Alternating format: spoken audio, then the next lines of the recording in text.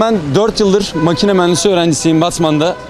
Yaklaşık 3 yıldır belediye otobüsünü kullanıyoruz ama 3 yıldır her gün sıkıntı yaşıyoruz. Sabah gideceğimiz derse 3 saat önceden otobüsü beklemek zorunda kalıyoruz ve binebilirsek eğer.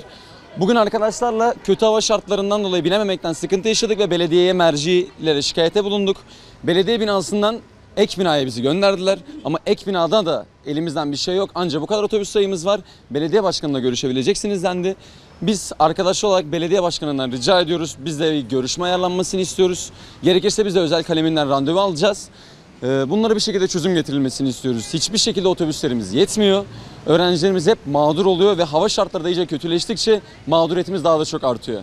Yani buradan merceğe seslenmek istiyoruz. Lütfen yardımınızı bekliyoruz. Batman Üniversitesi öğrencisi olarak konuşmak istiyorum. Makine mühendisliği öğrencisiyim. Bütün öğrenciler otobüslerden dolayı mağduriyet yaşıyoruz. Otobüslerin arttırılmasını rica ediyoruz. Başkanımızla görüşmek istiyoruz bunun için. Bizim için bir şeyler yapmalarını rica ediyoruz. Mutlaka bir görüşme sağlamaları bizim için çok iyi olacak. Teşekkür ederim.